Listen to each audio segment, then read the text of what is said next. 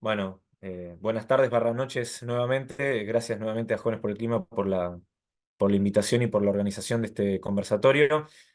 Bueno, tenemos mucho contenido, pero poco tiempo. Vamos a hacerlo más rigurosos en el uso de la palabra, así que lo primero que quiero, si se quiere informar o compartir, es que acá estamos viendo en pantalla dos libros que son dos publicaciones en formato digital, que son de libre acceso, que humildemente sugiero y recomiendo, que van a ser de alguna manera la base para lo que vamos a charlar hoy particularmente y el encuentro siguiente sobre Atlántico Sur el viernes que viene. A la izquierda tienen Una nación en el mar, que es un libro que editó Ocipex. Es un libro que tiene el mapa bicontinental eh, de base para el índice del libro.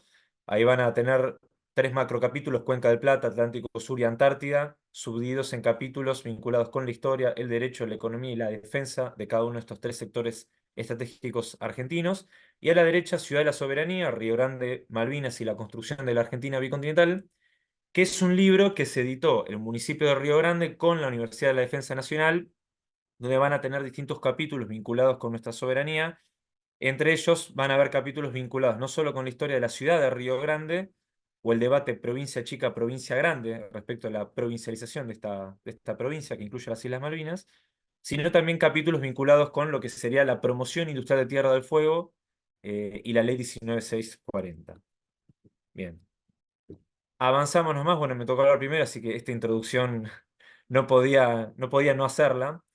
Y es que de alguna manera no podemos no empezar a hablar de Malvinas sin el mapa bicontinental, entendiendo al mapa bicontinental argentino no solamente como la expresión cartográfica de los derechos soberanos territoriales de nuestro país, sino también, y acá hago una apelación intergeneracional, como la hoja de ruta argentina del siglo XXI. Por un lado, el mapa bicontinental es una radiografía de la Argentina, que la podemos subdividir en tres secciones, que ahora lo voy a hacer en breve. Pero cuando hablo de que es la hoja de ruta argentina del siglo XXI, es un deber de este siglo, repito, intergeneracionalmente, hacer de este mapa una realidad efectiva y no que quede como simplemente un hermoso diseño cartográfico hecho por el Instituto Geográfico Nacional, tomando en cuenta que lo que estamos viendo en pantalla, por lo menos o aproximadamente un tercio de nuestro territorio, que es insular y marítimo, hablo de Malvinas, las Georgias, las Sandwich, y los espacios marítimos correspondientes, están ocupados ilegalmente por el Reino Unido de Gran Bretaña. Y eso hay que sumarle la complejidad, incluso hasta jurídica, que tiene que ver con el continente antártico, que entiendo que ya lo vieron el encuentro pasado. En relación al mapa bicontinental, lo podemos subdividir en tres, de forma muy breve, de norte a sur. Hay que pedir ahí que los micrófonos, mutearlos un segundo. De norte a sur tenemos la Cuenca del Plata. ¿Y cuál es la importancia de la Cuenca del Plata en sí? Bueno, básicamente estamos en un momento crítico a nivel económico de nuestro país y todo el tiempo se habla de que la Argentina necesita dólares, para decirlo bien en criollo y que se entienda. La forma de conseguir dólares son básicamente tres: la venta de activos públicos del Estado, como pasó en la década del 90, el endeudamiento externo, que esto ya se estaría agotando, y la tercera opción, que sería lo que algunos llaman la genuina, que es mediante la venta de bienes y servicios al exterior. Eso se llaman exportaciones, básicamente. En términos de bienes, y eso lo que sería carga contenerizada, por la Cuenca del Plata pasan el 80% de las exportaciones argentinas. Lo cual esto ya nos da un diagnóstico de por qué tenemos un sentimiento federal muy fuerte, pero siempre como una sensación de federalismo frustrado o de que la Argentina es un país unitario con una constitución federal. Este sería el primer espacio geoestratégico. Me voy un poco para el sur. El Atlántico Sur, en términos geopolíticos, lo que estamos viendo en pantalla, ya sea a través del Estrecho de Magallanes, el para mí mal llamado Canal de Beagle, o el Mar de Oses, el pasaje de Drake, son las únicas vías de comunicación natural entre el Océano Atlántico y el Pacífico. Obviamente existe el Canal de Panamá, hay otros proyectos también en México, hubo un proyecto frustrado en Nicaragua de comunicar ambos océanos mediante obras de ingeniería humana, pero en el hipotético caso que llegara a pasar algo en esas obras de ingeniería en Centroamérica o en Norteamérica, naturalmente todo el comercio planetario, para ser bien claro, tiene que transitar por estas rutas marítimas. Como si fuera poco, el mar que rodea Malvinas tema que vamos a profundizar la semana que viene, es una de las zonas más ricas del mar argentino. Por lo tanto, el mar argentino, esta porción del Atlántico Sur, contiene una gran reservas de proteínas animales. ¿Qué son las proteínas animales? Bueno, básicamente el alimento del ser humano. Y como si fuera poco, en la plataforma continental, a su vez, hay reservas de minerales y de hidrocarburos. Tema, repito, que vamos a conversar en profundidad el encuentro que viene. Y como habrán visto el encuentro pasado, pero nunca está de más repasar, tenemos el tercer sector que sería la Antártida Argentina. ¿Qué es la Antártida? La reserva de agua dulce más importante del planeta. Que a su vez una de las puertas de entrada es el Atlántico Sur, particularmente Tierra del Fuego, pero también Malvinas de alguna manera lo es. Estos espacios geoestratégicos forman parte de nuestra nación, forman parte de la Argentina, y en este sentido tenemos, por un lado, una geografía hermosa, vivimos humildemente en el mejor país del mundo, pero repito, esto conlleva una gran responsabilidad que está bien plasmada en este mapa bicontinental. Ahora sí, vamos a la parte de la historia. Este encuentro de ahora vamos a hacer un breve raconto geopolítico histórico hasta la Guerra de Malvinas del año 82 o conflicto del Atlántico Sur. Y de esto se va a complementar con lo que va después a ahondar Facundo, que tiene que ver más con los aspectos del derecho internacional de la cuestión Malvinas. Pero de alguna manera quería citar estos dos momentos de la historia nacional. El de la izquierda, 1776, la creación del Virreinato del Río de la Plata, la creación de este virreinato de parte de lo que sería la metrópoli España como administradora de los territorios americanos, generó esta nueva jurisdicción separada del virreinato del Perú, y como estamos viendo en pantalla, este es un mapa original de 1808, fue de alguna manera la precondición geopolítica argentina. Por supuesto no incluye a la Antártida, pero no podemos entender la geopolítica argentina actual si no entendemos cuál es el punto de partida territorial, que es el virreinato del Río de la Plata. El segundo elemento tiene que ver no con las invasiones inglesas de 1806 y 1807, sino la respuesta ante las invasiones inglesas, de que hablamos del nacimiento del pueblo argentino. La resistencia frente a las invasiones inglesas fue una iniciativa de los habitantes de estas tierras que sobrepasó en términos territoriales a lo que sería Buenos Aires.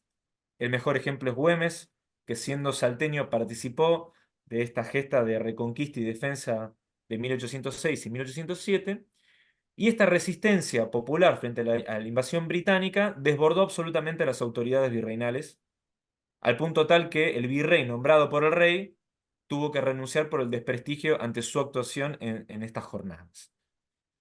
Esta de alguna manera también lo comprobamos con una famosa frase de Manuel Belgrano, el antiguo amo o ninguno, y el poema escrito por Vicente López Ciplanes, el autor del himno, que se llamó Triunfo Argentino, donde él cuenta en ese poema cómo fueron estas jornadas de resistencia frente al invasor inglés. Y como consecuencia de estas experiencias, tenemos un pueblo organizado en milicias con la experiencia de haber repelido a los británicos, lo cual de alguna manera nos sirve para entender, entre otras cosas, el éxito de la Revolución de Mayo de 1810, tomando en cuenta que hubo un montón de focos revolucionarios previos y que todos fracasaron. La conjunción de las guerras napoleónicas en Europa más esta conformación de milicias populares llevaron al éxito de la Revolución del 25 de mayo, y como estamos viendo en pantalla, días después, tenemos el primer decreto firmado por la primera junta, donde aprueba una partida presupuestaria de Malvinas incorporando a las islas a la administración revolucionaria. Y ya para 1816, mediante la Declaración de Independencia, se aplica esta figura jurídica que asumo Facundo lo vas a explicar en detalle, que es el uti possidetis iuris, que básicamente, en resumidas cuentas, lo que eran las fronteras territoriales del virreinato van a convertirse en las fronteras territoriales de esta joven nación independizada denominada Provincias Unidas, Confederación Argentina o República Argentina, llámenla como más les guste. Tenemos en este contexto inmediatamente declarar la independencia lo que fue la gesta sanmartiniana del cruce de los Andes. Ahí lo interesante es que San Martín, en la previa al cruce de los Andes, solicita mediante un oficio que aquellos reos que se encontraban tanto en el presidio de Carmen de Patagones como el de Malvinas se incorporen al Ejército Libertador.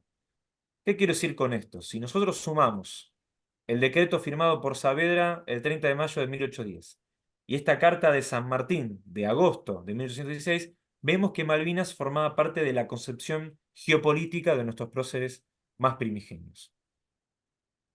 Hasta que, bueno, pasaron muchas cosas. La historia argentina es muy compleja, estamos haciendo un resumen. Y básicamente las diferencias entre, para que me entiendan, unitarios y federales o centralistas y federales, derivó en la batalla de Cepeda en 1820, momento en que nuestro país se fragmenta en autonomías provinciales. Ante esta fragmentación de autonomías provinciales, la pregunta es ¿quién se hace cargo de Malvinas? Y la respuesta es Buenos Aires. ¿Por qué? Volvemos a el mapa del virreinato. Conforme la disposición del rey, previo a la revolución, le correspondía a la Intendencia de Buenos Aires la administración de lo que hoy es la ciudad autónoma, la provincia de Buenos Aires, La Pampa, Río Negro, Chubut, Santa Cruz, Tierra del Fuego, Malvinas, las Islas San Pedro, las Joyas del Sur y el infinito y más allá, más menos.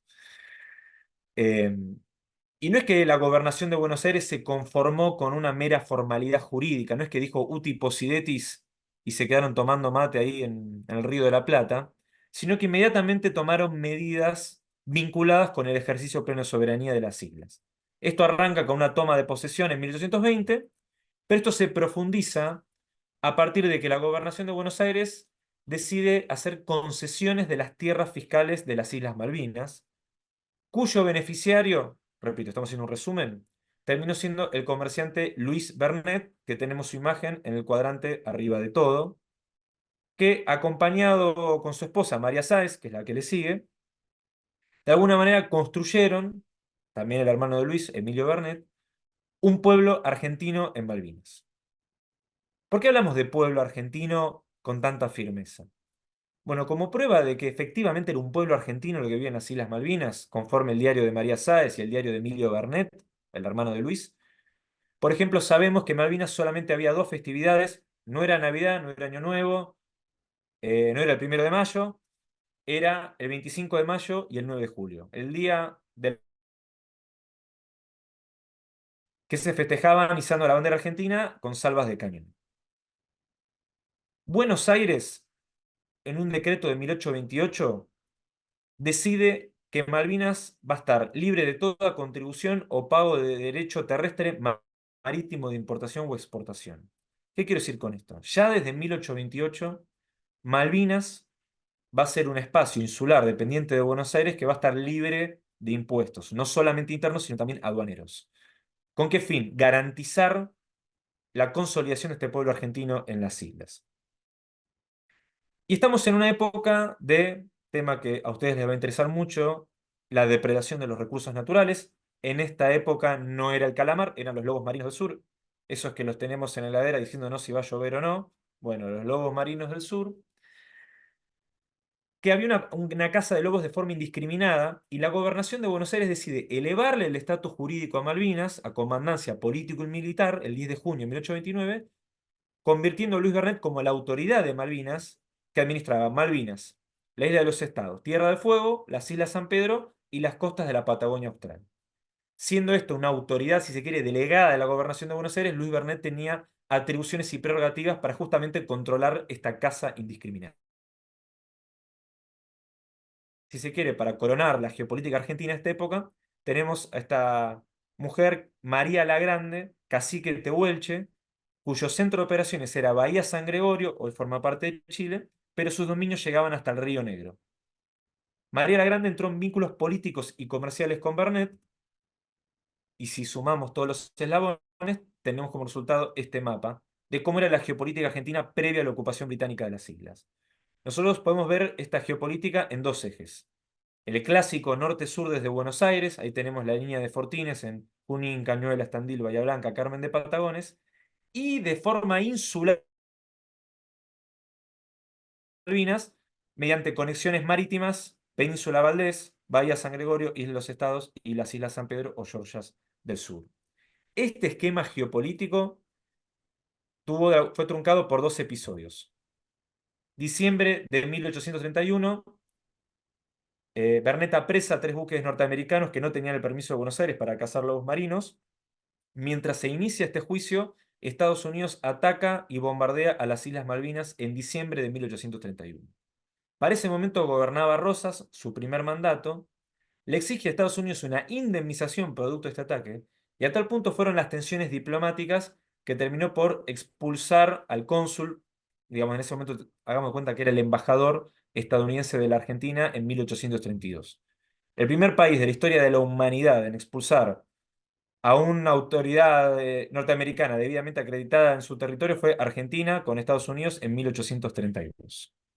Después del ataque estadounidense, ya asumido Balcarce, transición de gobierno entre Rosas y Balcarce, en enero de 1833 se produce la ocupación y usurpación británica, expulsando al remanente de la población argentina que estaba intentando reconstruir este pueblo como consecuencia del ataque norteamericano de 2 años antes.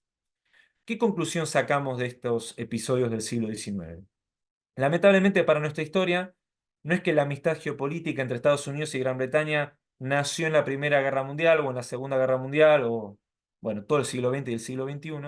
Lamentablemente para nuestra historia se inicia en estos episodios del siglo XIX, mediante el cual Estados Unidos tenía libre acceso a los recursos naturales, los lobos marinos, y Gran Bretaña se apoderaba del archipiélago estratégico en el Atlántico Sur. Este tándem del siglo XIX se volvió a repetir de forma casi calcada durante el conflicto del Atlántico Sur en 1982. Pregunta del millón: ¿cómo las recuperamos? Dos posturas. Ugarteche: nos tomaron Malvinas por la fuerza, hay que recuperarlas por la fuerza. Se descarta esta opción. Tomás Guido, amigo de San Martín, embajador argentino ante el Brasil: nos tomaron Malvinas por la fuerza, pero hay que recuperarlas por la vía de la razón, el derecho internacional, y hacer entender a las potencias marítimas que la ocupación británica de Malvinas supone un desequilibrio geopolítico mundial que incluso podría perjudicar sus intereses. Como bien les dije, de estas dos opciones se tomó la segunda, la de Tomás Guido, la primera en pantalla, que se mantiene hasta el día de hoy. Y Argentina es uno de los pocos países del mundo que tienen una coherencia casi etílica, me atrevo a adjetivar, en términos de lo que sería la reclamación territorial de Malvinas como una política de Estado en el largo plazo. Este episodio no lo voy a explicar, solo lo voy a nombrar a título informativo. 26 de agosto de 1833 se produce el levantamiento del Gaucho Rivero. Invito a quienes están viendo esto en pantalla que profundicen en YouTube o leyendo sobre la historia del Gaucho. Es un levantamiento que arranca en agosto de 1833 y termina en febrero-marzo de 1834. ¿Quiénes fueron los refuerzos que de alguna manera contribuyeron para reprimir el levantamiento del Gaucho? Bueno, este mapa que estamos viendo en pantalla es el itinerario de un buque muy conocido llamado Beagle, al mando de un almirante llamado Fitzroy, acompañado por un joven naturalista llamado Carlitos Darwin, que a falta de una viajaron 2 veces a Malvinas, marzo de 1833, marzo de 1834. De los tantos buques donde estuvo detenido el Gaucho Rivero, uno de ellos fue el Beagle. Después habrá que convencer a nuestras maestras de biología en la primaria y en la secundaria que nos lo cuenten esto también, porque si no Darwin queda como un héroe universal y por ahí no nos cuentan que el Beagle formó parte del dispositivo de consolidación de la ocupación británica de Malvinas. Y si vemos el itinerario global, vemos que en realidad detrás del itinerario del Beagle vemos la proyección colonial británica a escala mundial. Tenemos como puntos estratégicos Ciudad del Cabo en Sudáfrica, el cruce del Índico hacia el Atlántico, Malvinas como el cruce del Atlántico hacia el Pacífico, y luego tenemos Nueva Zelanda, Hobart, que hasta el día de hoy es la puerta de entrada a la Antártida de Australia, y las islas del Océano Índico. Dentro de este itinerario de Darwin, en un momento pasa por el río Colorado. Y ahí se encuentra con Rosas y su campamento. Y él describió esto en su diario, respecto a los argentinos continentales, ¿no? Los soldados eran casi todos de caballería, y pienso que nunca se ha juntado antes un ejército con ese aspecto de villanos y bandidos. La mayoría de los hombres eran de una raza mezcla de entre negros, indios y criollos. Desconozco la razón, pero los hombres de tal origen rara vez tienen una buena expresión en su semblante. Dixit, Darwin en su diario. Estoy citando, textual. Y ustedes me van a preguntar, ¿y qué hacía Rosas en el río Colorado? También, a título informativo. Una campaña al sur de 1833-1834, muy distinta a la de Roca de 1879. Sería muy largo de explicar las diferencias, pero lo que quiero, digamos, describir respecto de esta campaña en particular es que esta campaña al sur de Rosas, como caudillo, no como gobernador, fue una respuesta geopolítica terrestre frente a lo que fue la ocupación británica de Malvinas, mediante el cual él como caudillo, repito, logró un sistema que los historiadores contemporáneos denominan negocio pacífico de indios, donde él parlamentaba de igual a igual con los caciques y él les tenía que proveer ganado, yerba mate, aguardiente y tabaco, y los caciques se comprometían a no hacer malones, adherir a la causa nacional de la Federación y defender la soberanía en caso de ataque extranjero o unitario con apoyo extranjero. Estos acuerdos de Rosas y los caudillos federales, porque también estaba Félix Salgado de Mendoza, etcétera, etcétera, y Facundo Quiroga, se mantuvieron prácticamente hasta la batalla de Caseros. Asume Rosas su segundo mandato, que va de 1835 a 1852, y a pesar de lo que fue la cuarta invasión inglesa, que fue esta intervención en conjunto con Francia, pretendiendo hacer de los ríos interiores de la Argentina patrimonio de la humanidad, si se me permite la adjetivación, y todo lo que fue la resistencia argentina e incluso uruguaya para que las potencias del mundo reconozcan como ríos interiores de la Argentina, ríos interiores de la Argentina, se mantuvo firmemente el reclamo de soberanía por Malvinas. El dato de color que a veces suele pasar desapercibido es que los enemigos de Rosas, que eran los unitarios argentinos y los colorados de Uruguay, estaban encapsulados en la ciudad de Montevideo, financiados por el señor que estamos viendo en pantalla, que se llama Samuel Fisher Lafone, que era inglés y unitario. Es decir, más antienemigo de Rosas, imposible. Samuel Fisher Lafone desde Montevideo obtuvo primero el permiso de la reina Victoria para explotar al sur de la isla Soledad el stock de ganado bovino, que si ustedes ven un mapa de Malvinas hecho por ingleses, le van a llamar a esta región en rojo Lafonia en homenaje a él. Y segundo, a su vez, fue el fundador de la Falkland Island Company. ¿Sí? Datos importantes. Y ya llegando a fin del siglo XIX, es importante destacar que para nosotros Malvinas es un fin en sí mismo, porque tenemos un vínculo de soberanía con las Islas Malvinas. Para los británicos, con una mirada más colonial, Malvinas siempre es un medio para un fin. En el caso de la actualidad, es el medio para los recursos naturales del Atlántico Sur y la Antártida. Pero en algún momento de la historia, sobre todo el siglo XIX, Malvinas prometía ser el teatro de operaciones de los británicos para ocupar otros territorios de la Argentina, entre ellos Tierra del Fuego. Ushuaia como ciudad, de hecho, fue fundada por una misión anglicana que vino de Malvinas. Hasta que el señor que estamos viendo en pantalla, Augusto Lacerre, enviado por Roca en su primer mandato, obliga a la familia fundadora de esta misión anglicana bajar la bandera británica, izar de forma definitiva la bandera argentina en Tierra del Fuego. Pero como nada es gratis, el Congreso de la Nación le dio a esta familia 20.000 hectáreas en la isla de Tierra del Fuego, que hoy es un punto turístico muy importante, que se llama Estancia Harberton. Si nosotros vemos la arquitectura de esta estancia, del este de Tierra del Fuego, vemos que tiene una arquitectura muy similar a las estancias de la Patagonia, Río Gallegos, Río Grande, al norte de la isla, con la arquitectura de las estancias en las Islas Malvinas. Acá tenemos Pradera del Ganso y Brazo Norte o La Fon. Es decir, una continuidad económica más allá de la cuestión política. No sé si esto lo vieron el encuentro pasado, lo vamos a mencionar muy breve. A partir del 22 de febrero de 1904, Argentina pone un pie en la Antártida de forma permanente e ininterrumpida, aventajando por 40 años al Reino Unido y 50 años a Australia y Nueva Zelanda. En este mismo año, en 1904, se funda la Compañía Argentina de Pesca, con logística de la Armada Argentina, en las Islas San Pedro o más llamadas Georgias del Sur. Ahora, como diría la película, yo hago ravioles, ella hace ravioles. Frente a este avance argentino, tanto en la Antártida como en las Islas San Pedro, Gran Bretaña dicta de forma unilateral esta carta patente de 1908. Y lo que estamos viendo en pantalla es que los británicos pretendían para sí Malvinas, Georgia, Sandwich, toda la Antártida hasta el Polo Sur, y ya que estaban, Tierra del Fuego y el sur de Santa Cruz, del lado argentino y chileno. Y fíjense que esto recién lo corrigieron de forma unilateral los británicos en 1917. Momento en que podemos decir que a partir de ese momento los británicos ya reconocieron, espero yo de forma definitiva, la soberanía argentina tanto en Santa Cruz como en Tierra del Fuego. Y hacemos un salto en el tiempo, termina la Segunda Guerra Mundial, por lo general las películas de Netflix hablan de la Guerra Fría, la cuestión satelital, quién lanzaba el primer satélite, el primer animal en el espacio, el primer alunizaje, y lo que quizás no nos cuentan las películas, porque quizás es muy aburrido, es que también comienza una disputa por los espacios marítimos. Esto empieza con Estados Unidos diciendo, me corresponden 200 millas para el Atlántico, 200 millas para el Pacífico. Los países de América Latina, rápidos de reflejos, plantean también la proyección de su soberanía, tanto en los mares como luego en las plataformas continentales. Y en este contexto ingresa Malvinas a la Organización de Naciones Unidas, cuando ingresa a la Argentina prácticamente, con las reservas de soberanía.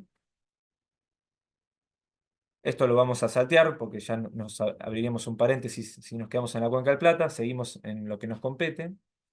Se dicta una gran zona franca al sur del paralelo 42, de parte de la Argentina, es decir, de Chubut hasta la Antártida. El objetivo de dictar una gran zona franca era justamente para promover el desarrollo económico de la Patagonia Austral. Y tenemos lo que algunos autores, como Pablo Fontana, llaman el famoso salto polar argentino, cuando pasamos de tener una sola base en la Antártida a tener casi 10. Teníamos en ese momento la más próxima al Polo Sur. Y en enero del 55 se inicia la creación de un refugio de verano en la Sandwich del Sur. Entonces, si nosotros sumamos zona franca en la Patagonia Austral, salto polar argentino en la Antártida, más el refugio en la Sandwich, estamos viendo claramente un movimiento de pinzas que apuntaba hacia las Islas Malvinas. Y, tema que me parece no menor, en este momento se firman acuerdos de reconocimientos recíprocos de soberanía en la Antártida entre Argentina y Chile. Lo que se va a superponer en ambos reclamos se va a denominar Antártida Sudamericana, y el objetivo de estos acuerdos bilaterales era justamente decir al mundo que esa porción del planeta no le pertenece al Reino Unido de Gran Bretaña, que de alguna manera tiene un vicio de origen porque pretende proyectar su soberanía en la Antártida en base a una ocupación ilegítima e ilegal. Y a su vez es el momento donde se termina de consolidar en términos conceptuales el mapa bicontinental argentino. Llegamos a la década de 60, ya estoy terminando, no se preocupen. Tenemos uno de los hitos más importantes de la historia diplomática argentina, que es la Resolución 2065. Solo la voy a mencionar, no lo voy a explicar. Eso luego lo va a tener los honores acá Facundo. Pero sí lo que quería traer a colación tiene que ver que en ese contexto Brasil termina por consolidar el modelo de zona franca y de promoción industrial en Manaus. Que si se fijan bien, la oblea de la producción industrial de Brasil es idéntica a la oblea de los productos fueguinos que hacemos en nuestro polo industrial en el fin del mundo. Y esto sí es importante. ¿Por qué hoy con el diario El Lunes la promoción industrial de Manaus tiene sentido?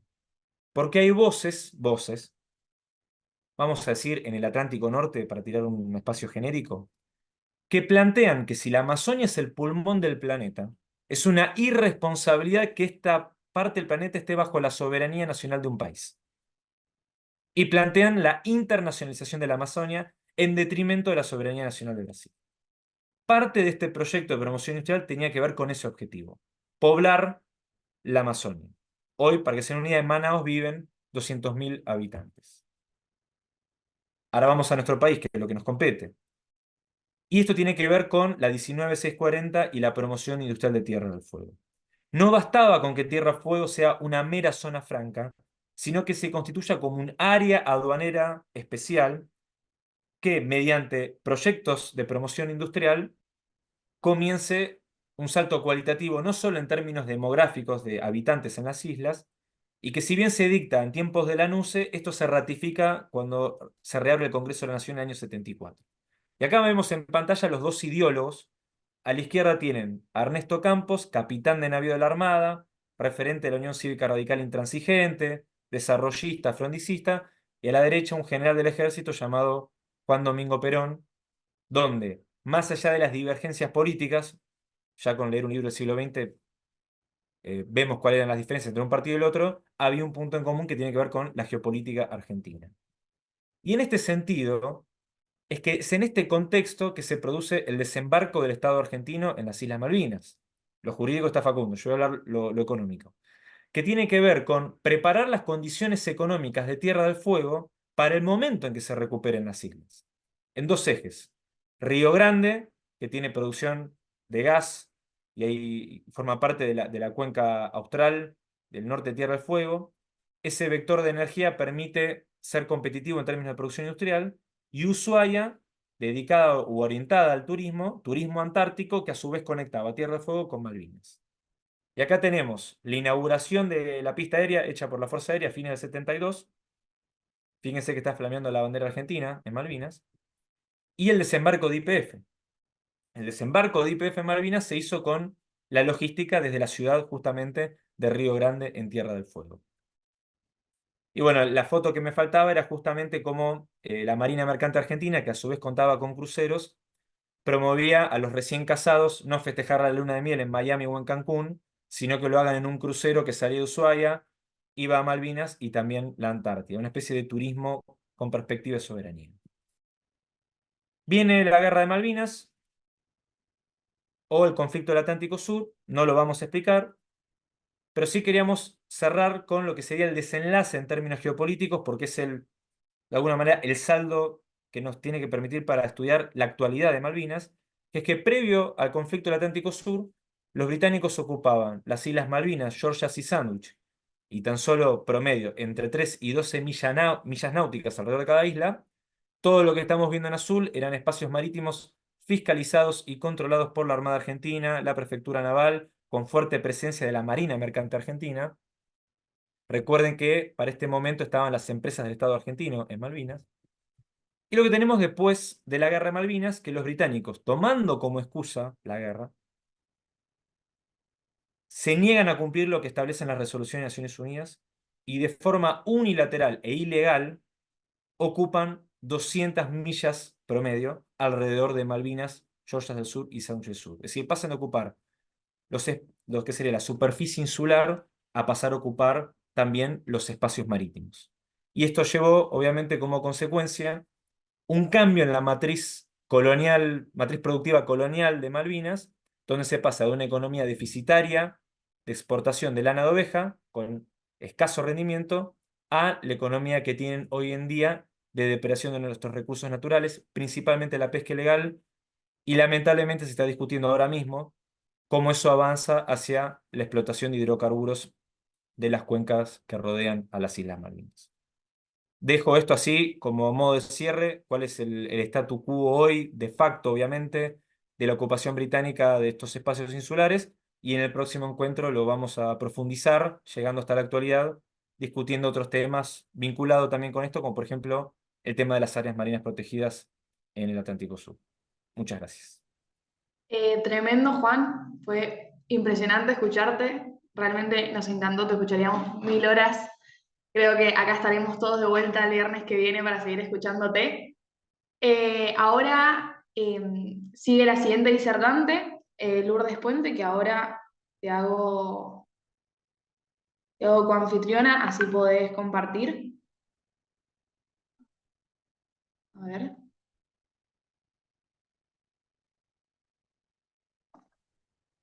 No me dejan. No importa si no, ¿eh? No te estreses. No, a ver, ahí te tiene que dejar.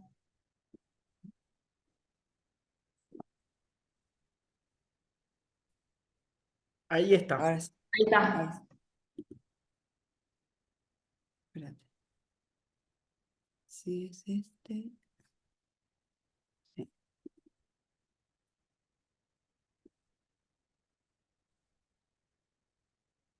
Perfecto, ahí Bueno, vemos. muchísimas gracias a Mica y a todos jóvenes por el clima, por esta invitación. Un placer compartir panel con Juan y con Facundo.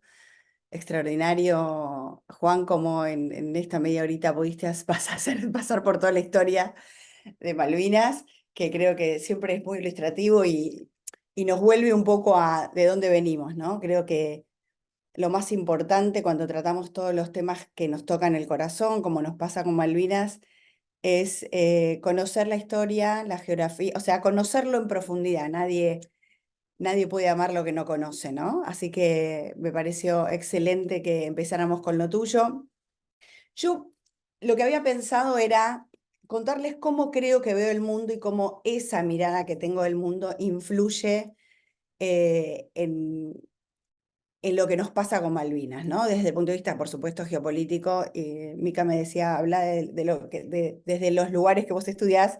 Yo estudié geopolítica y seguridad internacional, pero también estuve mucho tiempo en inteligencia. Y me parece que es interesante verla a Malvinas desde todo lugar, ¿no? Entonces quería hacer algunas ideas sobre el escenario, algo de lo que significa la geopolítica hoy, que es diferente a la anterior. Muchas cosas las fue tocando Juana, así de costadito. Y Malvinas, Argentina y el mundo, ¿no? Entonces, voy a ir muy rápido en esta parte porque yo creo que esto lo uso para hablar a veces solo de esto, así que simplemente porque me parece interesante si vemos el escenario, cómo llegamos a Malvinas. Y una de las cosas que pasa desde el punto de vista de la seguridad es que el concepto de seguridad se amplió y esto juega también para pensarnos cómo recuperar Malvinas, porque ya no hablamos de seguridad solamente en términos militares y en términos estaduales, sino que la seguridad, cuando el objeto se hizo, la persona humana, abarca un montón de otros aspectos, ¿no? No me voy a centrar, después si quieren las preguntas hablamos, pero digo, la idea es que hoy no se puede, cuando hablas de la seguridad de Malvinas, no podés pensar solamente en términos militares, la seguridad de cualquier lugar, ¿no? Además, en el mundo hay una multiplicidad de actores. Este creo que es uno de los temas que más nos está afectando, que ya el Estado está demasiado limitado y debilitado frente a actores muy poderosos, no solo en términos económicos, sino también en poder social. Las grandes empresas multinacionales del fin del siglo pasado competían con algunos estados en términos económicos. Hoy tienen a veces un poder social muy superior al de los propios estados. Y eso frente a sociedades empoderadas, donde hay un filósofo que habla del individuo tirano, pero donde los individuos se vinculan con otros individuos, o sea, donde nos vinculamos en causas más que en estados, donde las pertenencias se hacen más entre las causas que entre los estados, se fragmenta, ¿no? Todo lo que aparece con la tecnología y la idea de las burbujas y que nos vamos como juntando los iguales, bueno, eso también atenta contra el Estado, ¿no? Y atenta contra una mirada común, como había antes, tan fácil dentro de un mismo Estado. O por lo menos había disputa, pero todos nos sentíamos con una misma camiseta. Hoy eso está muy en cuestionamiento en todo el mundo. Y se acabó el discurso homogéneo. O sea, es casi imposible. ¿Por qué? Porque las sociedades se hicieron muy diversas. Hoy el alcalde de Londres es musulmán, un montón de CEOs de las empresas más importantes son de distintos de países distintos de lo que son las empresas, o sea, está cambiando la configuración de las sociedades y eso complejiza muchísimo todo lo que los estados tradicionalmente hacían.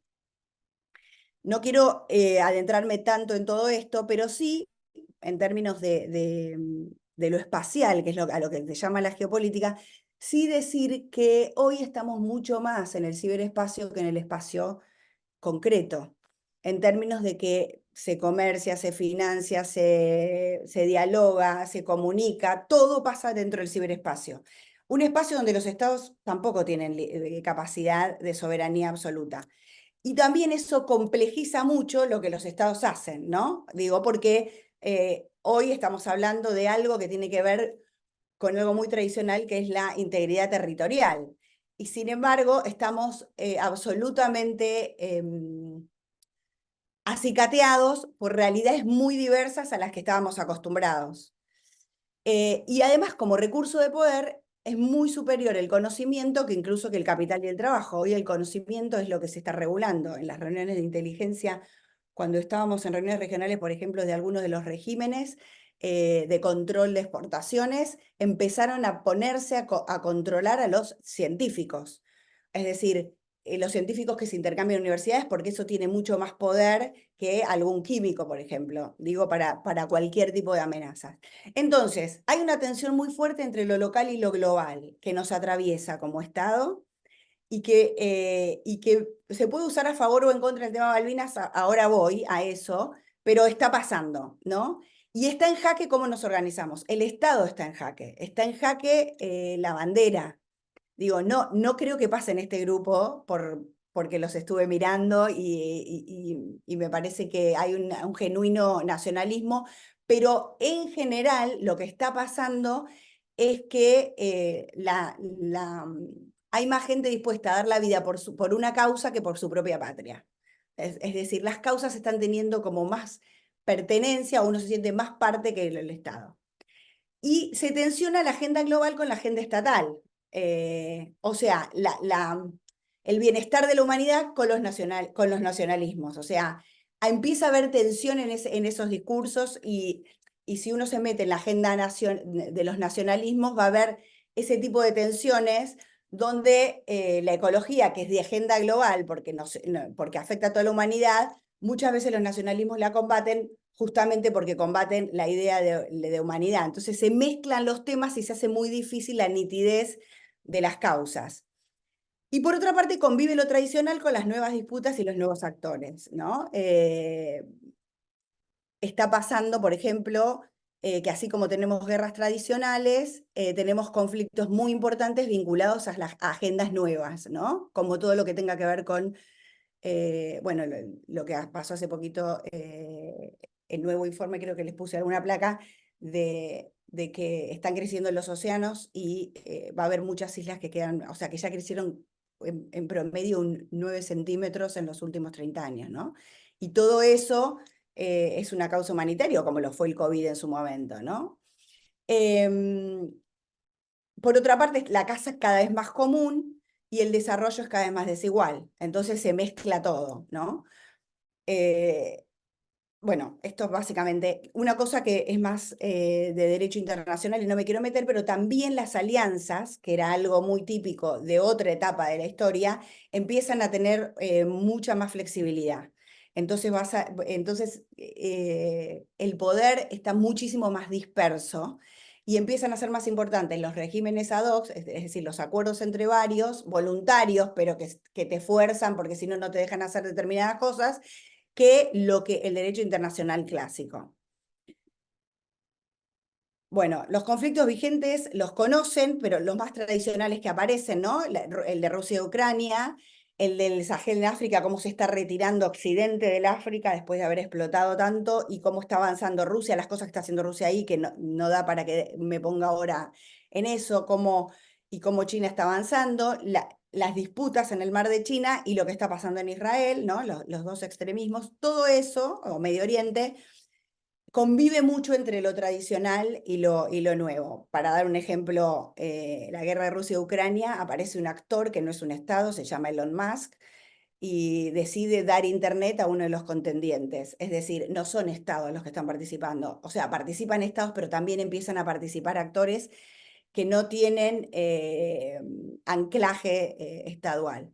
Bueno, y después toda la discusión que hay, y esto también es importante para la estrategia que se arma en Malvinas, en relación a cómo está el poder distribuido entre los estados. O sea, estados sigue habiendo, siguen siendo centrales, todavía, hasta que Google de pasaporte por lo menos, pero la realidad es que el poder, los analistas discuten si es bipolar, si es multipolar, si es regional, hay un montón de teorías, si el mundo se volvió tecnopolar, como dice Ian Brenner. Hay un montón de teorías, pero la realidad es que es un mundo mucho más heterogéneo y con poder disperso, y que depende para qué cosas, algunos tienen más poder que otros. Así como pasa con lo nuclear, por ejemplo, cuando tuvimos el COVID pasaba con las vacunas. Los que tenían más poder, entre comillas, eran los estados que tenían capacidad de hacer vacunas, ¿no? Entonces, depende de lo que pase, va cambiando el poder. Y también hay una crisis en Occidente, no me voy a meter ahora en esto, pero me parece que también atraviesa todo lo que está pasando Occidente, ¿no? Ahora, cuando nosotros nos metemos en geopolítica, tradicionalmente la geopolítica hacía mayor referencia, acá puse una definición de Mackinder, que es un clásico en la geopolítica, hacía referencia solamente al poder del Estado, pero vinculado al espacio físico más específicamente, ¿no? Mackinder hablaba, o sea, lo que se estaba buscando siempre era el poder en su relación con todo lo que tenga que ver con lo geográfico. Y así fue, bueno, y así como evolucionó el concepto de seguridad y evolucionó el concepto de la defensa, evoluciona el tema de la geopolítica. Y hoy, acá hay dos definiciones, cualquiera de las dos sirve, de autores más contemporáneos, pero lo que está diciendo es que la geopolítica se va a meter ya no solamente con los espacios físicos, ya no solo se explica desde los espacios físicos, sino que tenés que tomar consideraciones más económicas, sobre todo tecnológicas, y capacidad de influencia en el sistema internacional. Por eso a mí me parece importante decir, bueno, cuando yo miro desde la geopolítica, estoy viendo el posicionamiento geográfico, recién Juan nos daba una lección histórica de cómo eso jugaba, pero también un posicionamiento respecto a las potencias, un posicionamiento respecto al acceso a recursos, respecto a las amenazas, un posicionamiento en relación al desarrollo, a la población, ¿no? A los actores que son parte de eso.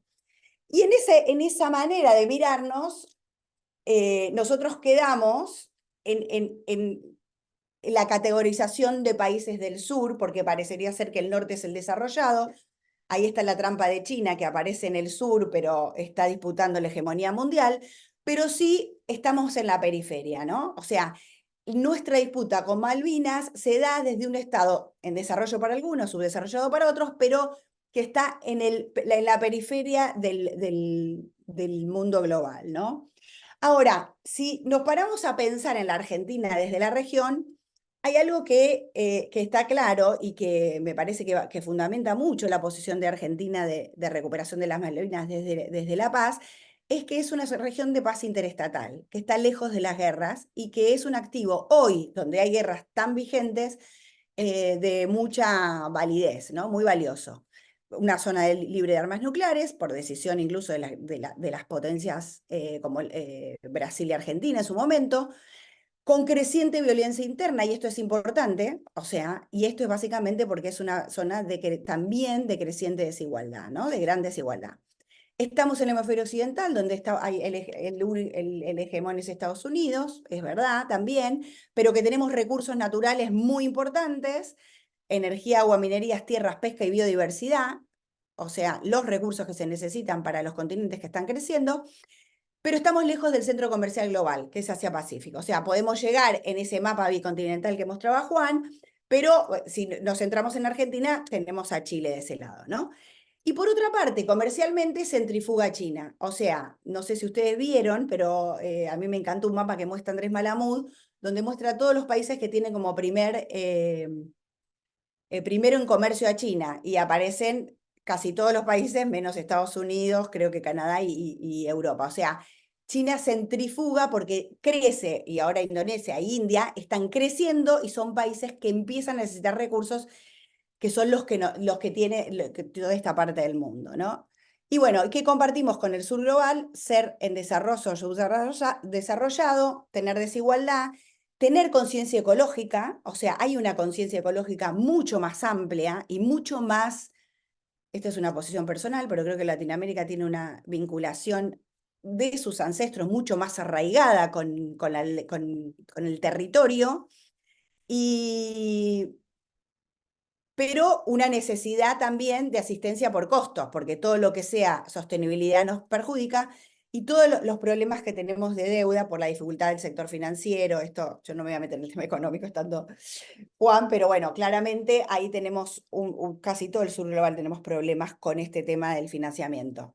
Y además nuestro poder está mucho más debilitado que el de las grandes potencias, porque las grandes empresas, frente a grandes empresas que tienen mayores recursos económicos y mayor poder social, no tenemos tanta capacidad de negociación. Es decir, si se rompe WhatsApp, no puede hacer nada el Estado. O sea, dependemos de una empresa y es con lo que nos comunicamos. Voy a Malvinas para decir, bueno, Malvinas me gusta verla así, ¿no? El territorio, la belleza de su lugar. Las islas todas las conocemos vistas de mapa. em, y Puerto Argentino, que tienen, es verdad, como decía Juan, algo bastante emparentado a nuestra Patagonia, ¿no? Hace bastante sentido a nuestro reclamo.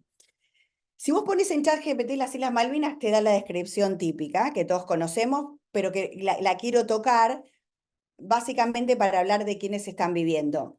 Como creo que Juan lo mencionó, la población que está en Malvinas para los argentinos es una población impuesta por los británicos. Hubo población argentina, pero hoy hay una población impuesta. Esa población son alrededor de 3.500 personas. Y la economía, un poco lo decía Juan, está centrada, estuvo mucho tiempo centrada en la cría de ovejas, después pasó a la pesca, sobre todo es la pesca de calamar, el ecoturismo está creciendo y la exploración de hidrocarburos, que está más potencial, ¿no? O sea que eso es más básicamente las islas. Ahora, si nosotros vinculamos la isla con la geopolítica global, ¿qué es lo que nos aparece? Primero, esta idea, o sea, en cualquier lugar del mundo que hay una disputa. Nosotros no decimos que hay una disputa, sino que hay una ocupación por una potencia extranjera con población impuesta. Pero al pasar esto aparece la cuestión militar. Cualquier otra isla no tendría esta cuestión, pero la cuestión militar aparece muy fuertemente, sobre todo porque está ocupada por una potencia extranjera que pone militares porque sabe que nosotros la queremos recuperar. Así que me parece que ese es un tema central. El otro es la posición estratégica respecto al pasaje de Drake y la Antártida, algo mencionaba Juan. Ahí lo que importan son los puertos, ¿no? Por eso Malvinas está queriendo mejorar el suyo, por eso la discusión sobre el polo logístico en Ushuaia, porque a partir del puerto se mejora la posibilidad de presencia, ¿no? ¿Para qué se usa hoy el pasaje de Drake? Más que nada para turismo antártico, investigación científica y pesca, sobre todo el krill, pero el cambio climático nos coloca ante la potencialidad de que pueda llegar a ser uno de los pasajes comerciales si cambian las condiciones, sobre todo del Canal de Panamá. Por otra parte, es un enclave en el Atlántico Sur de Gran Bretaña. No es una base de la OTAN, porque no está la OTAN ahí, pero está Gran Bretaña, que es un país de la OTAN con proyección militar, ¿no? Que eso es una realidad. Por otra parte, tiene recursos energéticos, el potencial petróleo, económicos, pesca y minerales, y biodiversidad. Había hecho una placa para mostrarles toda la biodiversidad que había, pero no iba a dar el tiempo para tratar todos los temas. La realidad es que desde el punto de vista tradicional de la geopolítica, Malvinas cumple con todos los cánones de ser un lugar estratégico, ¿no?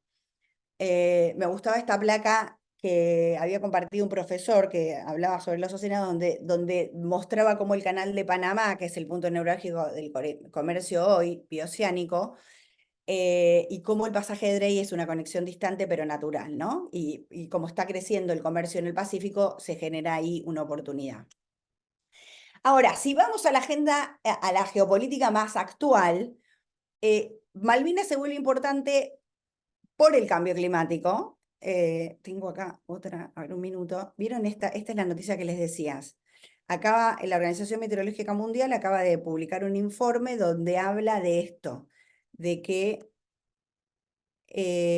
los océanos están absorbiendo el 90% de calentamiento global y eso está originando el derretimiento de las capas de hielos, el incremento del nivel del mar y el Pacífico sobre todo está en peligro.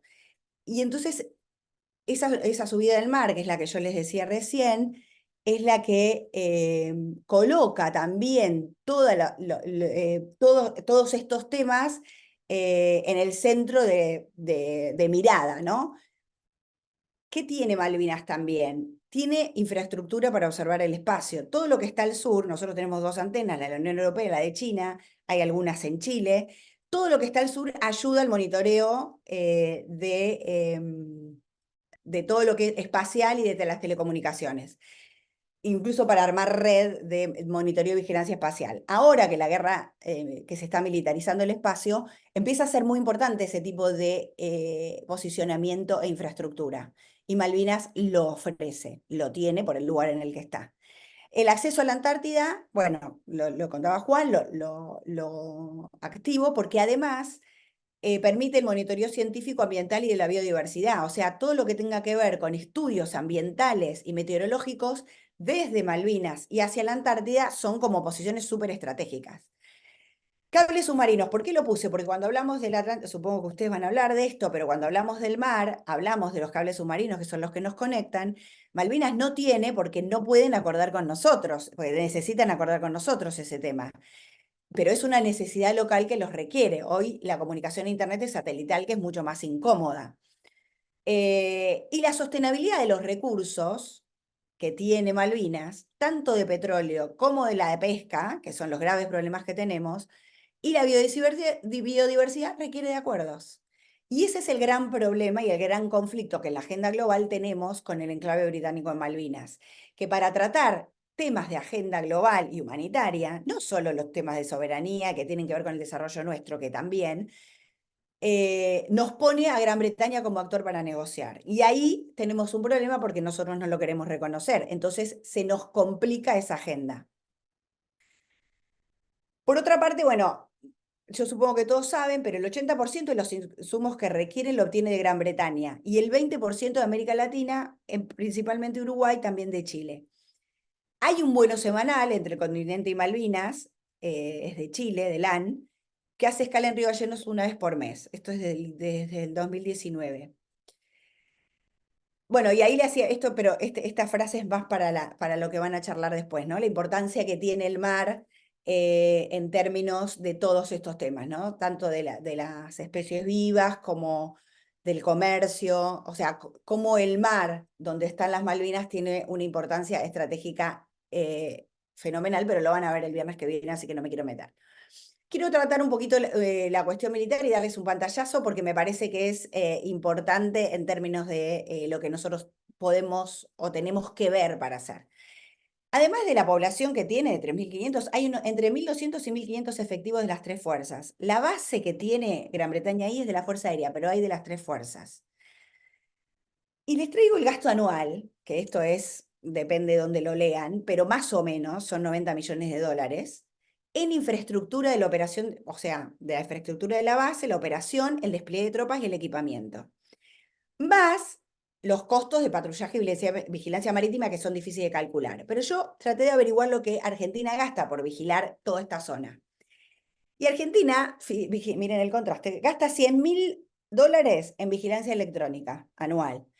Y después 2.240.000 en 8 patrullas, porque es 280.000 en cada una. O sea, alrededor de 2.340.000 en defensa. Vamos a suponer que Prefectura gaste algo parecido. Frente a los 90 millones de dólares que ponen los británicos, es incipiente. Con una diferencia, si ustedes ven el último renglón, donde yo digo cuánto gastamos en el presupuesto de defensa, ustedes se darán cuenta que además nuestro presupuesto de defensa está todo destinado a sueldos y a mantenimiento. Hay muy poco destinado a operaciones y vigilancia. Entonces, el contraste es muy fuerte en términos de la presencia militar.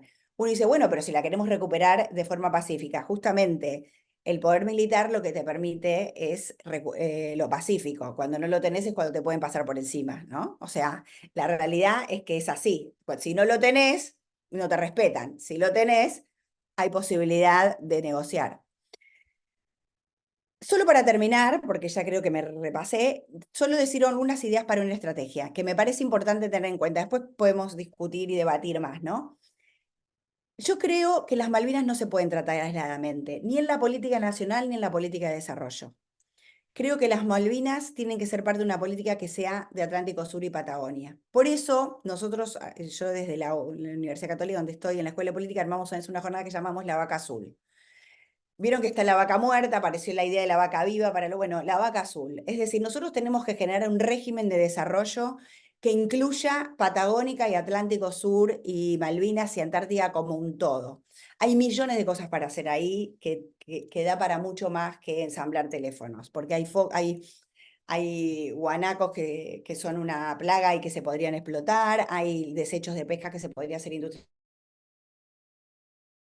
cosméticos, hay un montón de cosas que se podrían hacer con lo local y que si hay desarrollo, se genera mayor atracción en relación a Malvinas. Por eso yo creo que el tema del desarrollo es casi central. El otro tema que pocos mencionan es que los isleños cada vez se empoderan más frente al Reino Unido. Después el Reino Unido manda lo de la autodeterminación, en el 2013 hace ese plebiscito, que por supuesto, población británica, lo ganan, pero los isleños, las nuevas generaciones, son cada vez más independentistas. De hecho, en el 21 se conoció que se dieron una estrategia de seguridad nacional, cosa que no deberían poder, porque ellos dependen de la corona. Entonces, esa autodeterminación puede llegar a ser un talón de Aquiles para Gran Bretaña que nosotros debiéramos estudiar y aprovechar. Por otra parte, en Gran Bretaña el común de la gente no las conoce ni les interesa. Los invito a salir a hacer encuestas en Gran Bretaña, no las conocen ni les interesa. Eso está solamente en el nicho de quienes tratan temas estratégicos. Y por último, creo que el desarrollo del militar son condición necesaria para una recuperación pacífica. Lo que les dije recién, creo que Argentina necesita recuperar la dignidad militar que la ha perdido en términos de capacidades. Ninguna capacidad. Nos tiran latas de tomate en la Cuenca del Plata y nos dicen que son minas y no tenemos ni siquiera la capacidad de ir a ver si son minas o son latas de tomate. Tenemos que pedirle a Uruguay.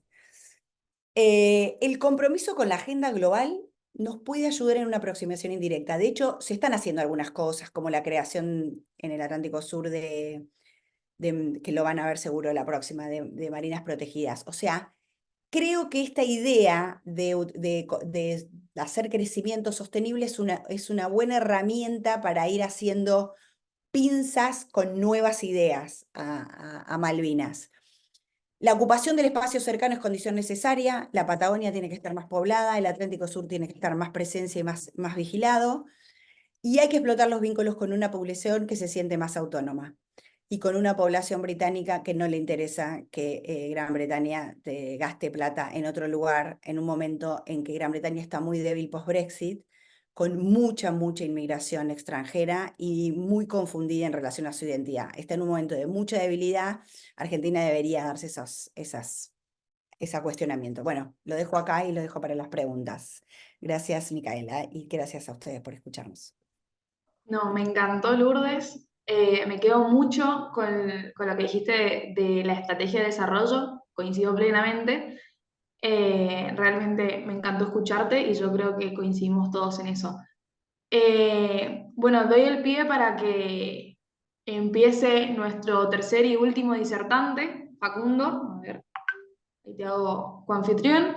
Después de la exposición de Facundo, vamos a tener un espacio para 3 preguntas hacia los disertantes acá presentes. Nacho, no sé si a vos te deja hacer la coanfitrión a Facundo. Ahí está. Eh, Ahí pude. Perfecto. Eh, bueno, cuando quieras. Ahí, no sé si se ve. Sí, sí, se ve, se ve, se ve.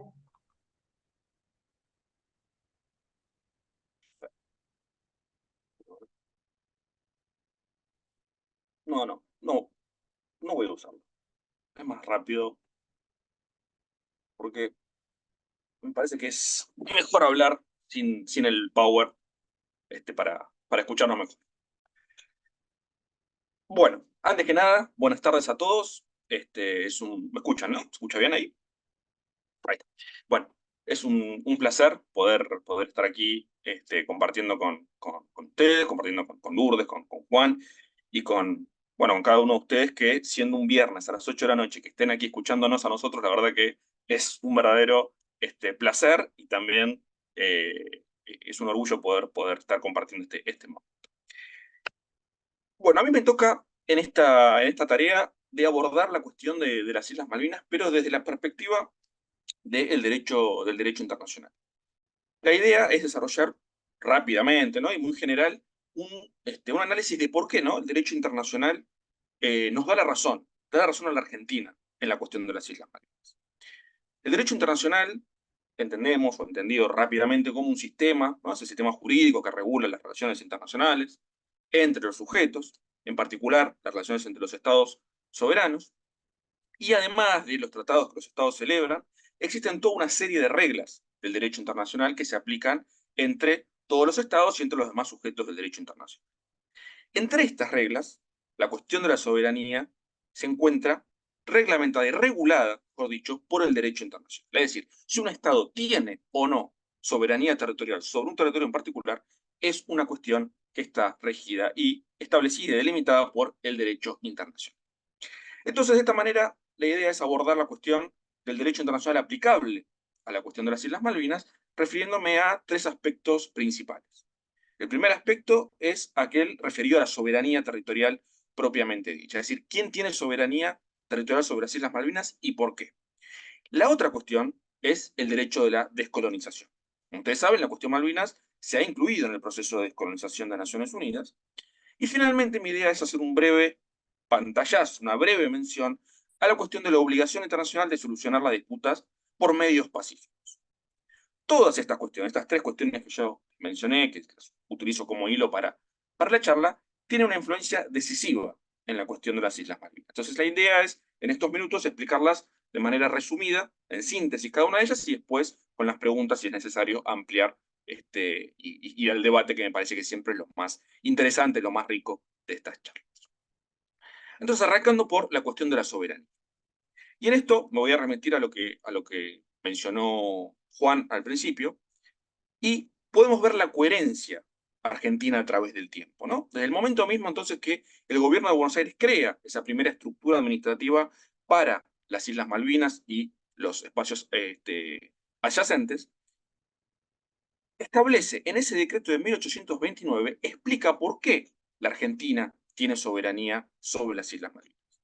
Y esa posición, que está explicada jurídicamente de manera impecable en este decreto de 1829 y que no ha cambiado en estos más de 190 años de historia, una coma, es la misma posición que mantenemos hoy. Es decir, esto demuestra la solidez y la coherencia de la posición argentina, a diferencia de la incoherencia y la constante cambio de la posición británica, que ha ido cambiando la utilización de los distintos argumentos, dado que cada uno de los argumentos que han ido avanzando, incluso desde el principio de 1829, han ido siendo, o se han ido demostrando que han sido falaces, o por lo tanto no, o al menos por lo tanto no serían de conformidad al derecho internacional. No voy a volver a repetir los elementos históricos, porque obviamente ya los explicó muy bien Juan, pero solamente decir que si Argentina tiene soberanía sobre Malvinas, como dije al principio, es porque el derecho internacional le reconoce esa soberanía.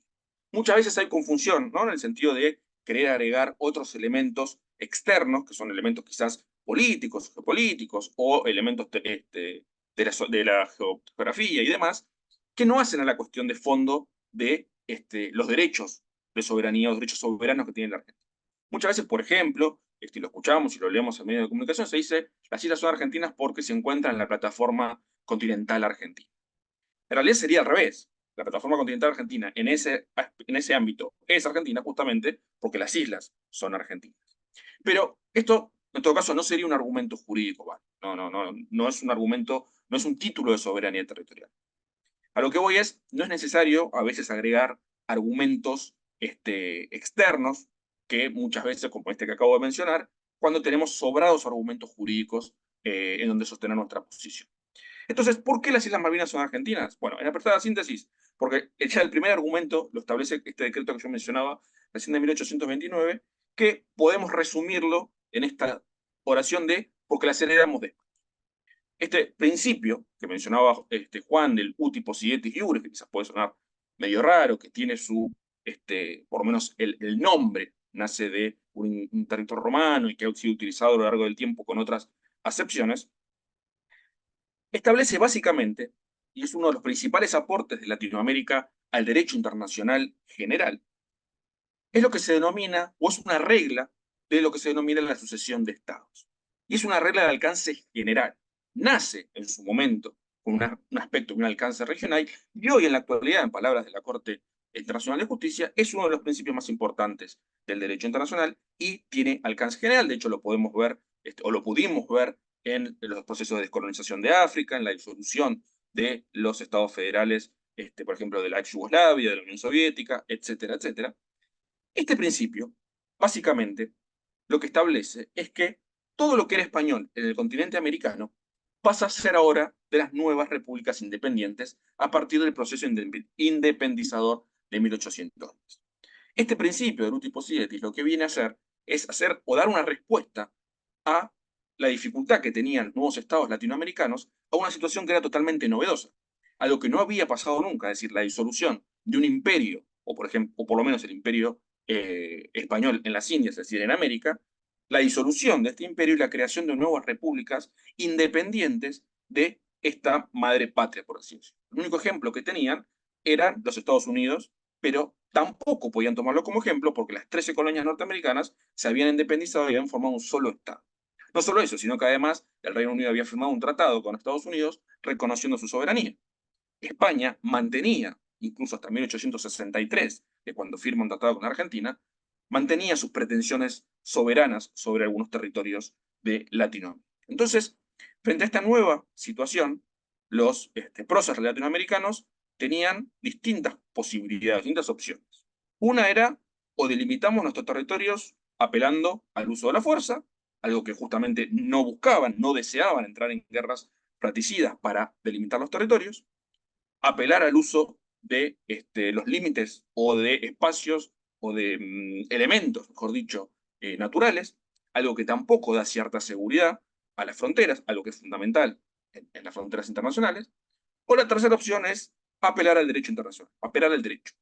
De esa manera se crea esta regla, este principio, del uti possidetis iuris, que lo que establece básicamente son dos elementos. El primero de ellos es justamente que las nuevas o los antiguos límites coloniales de la antigua potencia colonial, valga la redundancia, pasan a ser ahora verdaderas fronteras internacionales. Y el segundo elemento está pensado hacia afuera, no tanto hacia, de manera interna entre los distintos estados, que el primer elemento sí lo establecía, de Latinoamérica, sino pensando hacia afuera, hacia posibles veleidades o nuevas intenciones neocolonialistas. El segundo elemento establece la preponderancia de la legalidad por sobre la eficacia o la presencia efectiva en el territorio. En este caso, establece que en Latinoamérica no había terra nullius, es decir, territorios sin dueño.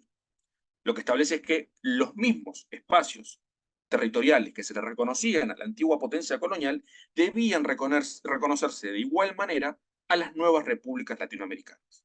Es decir, que si a España se le reconocía soberanía sobre territorios en donde no estaba presente físicamente, tampoco se le podía pedir o no se le podía pedir ese requisito a las nuevas repúblicas latinoamericanas y se les debía reconocer esa misma soberanía. Esto justamente para evitar que, aprovechando la situación de guerra civil que estaban pasando los estados latinoamericanos, perdón, o de guerra de independencia y posterior guerra civil, los otros estados europeos quisieran aprovechar esta situación para poder adquirir territorios que pertenecían o que pertenecen a las actuales repúblicas latinoamericanas. Es decir, a partir de este principio, como bien explicaba Juan, Malvinas pertenecía a lo que era el Virreinato del Río de la Plata, y a partir de 1810, que es la fecha crítica por la cual se aplica el uti possidetis para la Argentina y gran parte de Sudamérica, es a partir de ese momento, el 25 de mayo de 1810, cuando se congela, ¿no? Se toma una fotografía del territorio, y ese mismo territorio pasa a ser soberano de los nuevos estados latinoamericanos. Uno podría decir, bueno, pero el Virreinato del Río de la Plata incluía también a Paraguay, incluía parte de Bolivia, incluía Uruguay. Exactamente. Estos estados, posterior a la independencia de 1810, o por lo menos posterior a la Revolución de Mayo, por este mismo principio y con acuerdo de voluntades de la Argentina, con estos cada uno de los nuevos estados, se separaron de la Argentina. Pero se separaron en el mismo espacio y ámbito territorial que se encontraban en la anterior Provincias Unidas del Río de la Plata y anterior en el Virreinato del Río de la Plata. Es decir, en la gobernación del Uruguay, en la gobernación de Paraguay y en la provincia oriental del Uruguay. Ahora bien, decíamos, como no, las Malvinas pertenecían al Virreinato del Río de la Plata, por este principio de sucesión de estados, el nuevo estado, la Argentina, las Provincias Unidas del Río de la Plata, la Argentina, Confederación Argentina, etcétera, etcétera, es el estado que hereda la soberanía sobre las islas. Ahora, muy bien, ahora hay que recordar que lo que se hereda es la soberanía. No heredamos los títulos que España tenía sobre el territorio. Esos títulos son simplemente los títulos que tenía España y que a nosotros nos van a favorecer o nos van a facilitar, mejor dicho, justificar la situación territorial de las islas en 1810, pero heredamos la soberanía española. Por lo tanto, a partir del 25 de mayo, ¿y por qué 25 de mayo y no 9 de julio? Porque es a partir del 25 de mayo que la Argentina deja de reconocer a España como su soberano. Entonces, a partir de ese momento, cualquier acción que España podría llegar a realizar o podría llegar a pretender realizar respecto a los territorios en cuestión, no era oponible a la Argentina ni a ninguna de las otras repúblicas latinoamericanas. Entonces, rápidamente, heredamos las islas de España. Ahora, heredamos las islas de España a partir de 1810. ¿Y qué pasaba en las islas antes de 1810, como explicado Juan? Bueno, las islas pertenecían a España. Las islas estaban bajo el control efectivo y exclusivo de España. El único estado que ejercía soberanía sobre el conjunto del archipiélago, no solamente sobre Isla Soledad, que es la isla de la derecha, sino también sobre la Gran Malvina y sobre los espacios marítimos circundantes, era España. Se ha hablado del descubrimiento de las islas como un título de soberanía. De hecho, el propio Reino Unido avanza esta idea como un título de soberanía británico sobre las Islas Malvinas. En 1829, cuando protesta ante la Argentina, les dice a la Argentina que ellos fueron los descubridores de las islas y, por lo tanto, uno de los elementos que supuestamente justificaría su soberanía era eso. La realidad es que para el siglo XVI, el mero descubrimiento de un territorio no era un título autónomo de soberanía, sino simplemente un título en expectativa, ¿no? Que debía ser perfeccionado después con una ocupación del territorio. Ahora bien, más allá de que la soberanía, o que mejor dicho, el descubrimiento no era un título de soberanía, no fueron los británicos los que descubrieron las Islas Malvinas. Las islas fueron descubiertas, por lo que tenemos y por lo que sabemos hasta la actualidad, con documentación o con fuentes primarias, fueron descubiertas por navegantes ibéricos al servicio de la corona española. Ahora bien, lo que importa no es tanto el descubrimiento en sí, que si bien podemos decir que es español, al menos 70 años precede al pretendido descubrimiento británico, lo fundamental aquí es que no el descubrimiento en sí, sino que lo más importante es que la zona en donde se encontraban las Islas Malvinas era reconocida por las principales potencias marítimas, entre ellas el Reino Unido, como una zona perteneciente a la soberanía y al control español. Así, el primer estado en establecerse físicamente en las Islas Malvinas no fue España ni el Reino Unido, sino que fue Francia, porque no había población originaria en las islas, España no había establecido una presencia efectiva en las islas, más allá de que las islas se encontraban bajo su soberanía, y Francia en 1764, que ocupa a través de un marino francés llamado Louis Antoine de Bougainville, ocupa las Islas Malvinas en 1764 en nombre del rey de Francia, y España, cuando se entera de esta acción al francés, protesta automáticamente y Francia reconoce la soberanía preexistente española sobre Malvinas. Muchos autores, quizás autores más antiguos, incluso varios mitos británicos tratan de alimentar esta idea, sostienen que Francia vendió las islas a España o que Francia cedió las islas a España. Esto no es verdad, porque para que Francia vendiese o cediese las islas a España, implicaba que Francia debía tener soberanía para poder vender o ceder. Y Francia no tenía soberanía sobre Malvinas. El único estado soberano sobre las islas era España. Por eso Francia reconoce la soberanía preexistente, es decir, la soberanía anterior a esa ocupación que era española.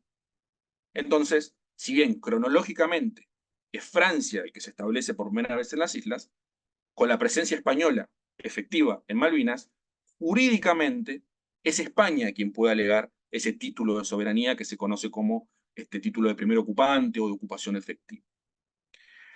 A partir de ese momento, bueno, el Reino Unido aparece, ahora lo vamos a mencionar brevemente, pero a partir de ese momento hasta 1811, la presencia española en las islas se encuentra, pero hasta 1810 es España el único soberano de las Islas Malvinas que ejerce innumerables actos de soberanía en Malvinas y alrededor de las islas, por ejemplo, el nombramiento de 32 gobernadores, el ejercicio del poder de policía a súbditos de otras coronas, de otros países, perdón, y específicamente a súbditos británicos, el establecimiento de distintos elementos administrativos españoles en Malvinas, como representantes de la Real Audiencia, etcétera, etcétera, etcétera. Es decir, España ejercía efectivamente su soberanía en Malvinas.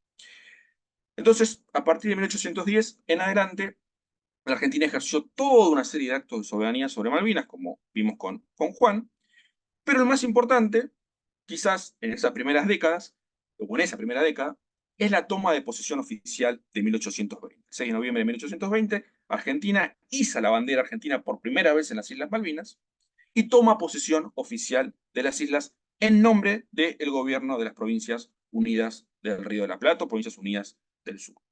Desde ese momento, prácticamente se dio una presencia ininterrumpida con autorización de Argentina en las islas. Como ya explicó Juan y lo comentó Juan, con autorizaciones para establecerse en las islas, con el establecimiento o el otorgamiento de concesiones de terreno, de ganado, con la creación de la comandancia política y militar, con la elaboración de legislación aplicable a las Islas Malvinas, etcétera, etcétera, etcétera. Y eso ya de por sí, la sucesión de estados, ¿no es cierto? La sucesión de los derechos de España y ese ejercicio efectivo de la soberanía por parte del nuevo Estado de la Argentina sobre Malvinas, ya le conferiría la soberanía a la Argentina sobre las islas. ¿Por qué? Como se ha dicho en un famoso caso, el caso de la isla de Palmas, el ejercicio público, efectivo, pacífico, continuo de la soberanía sobre un territorio en el cual el título de soberanía no está establecido o hay dudas en su establecimiento, es tan bueno como un título. Esto es lo que se conoce en derecho internacional como las efectividades, ¿no? O su francés effectivité.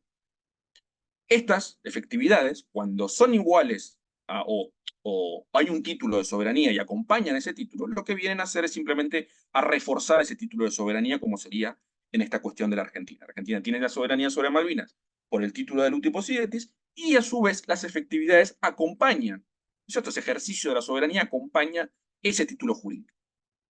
Muchas veces puede pasar que el título sea contrario a esas efectividades. Bueno, en ese caso esas efectividades no tendrían validez, no modificarían, no moverían el título jurídico. Y el tercero de los casos, es el que podría llegar a tener o a plantearse en esta cuestión, es cuando el título de soberanía no está claro o no hay un título de soberanía sobre un territorio. En ese caso, estas efectividades, en palabras del juez Huber, son tan buenas como un título y son suficientes para establecer la soberanía territorial de un Estado sobre ese territorio. Ahora bien, el Reino Unido expulsó a la Argentina de Malvinas en 1833. Expulsó a las autoridades argentinas y a parte de la población argentina que ahí vivía. Esa expulsión y la ocupación posterior por parte del Reino Unido era ilícita de conformidad al derecho internacional, no solamente actual, sino también al derecho internacional de aquel momento. En ese momento el gobierno británico reconocía a la Argentina como un Estado independiente, había un tratado de paz y amistad con la Argentina y no se podía utilizar la fuerza para adquirir territorios como lo hizo el Reino Unido. Por supuesto que la conquista en ese momento estaba permitida, pero requería ciertos requisitos. No era simplemente un viva la pepa de voy con mis fuerzas armadas y tomo un territorio, sino que requería ciertos requisitos que ahora los voy a mencionar brevemente.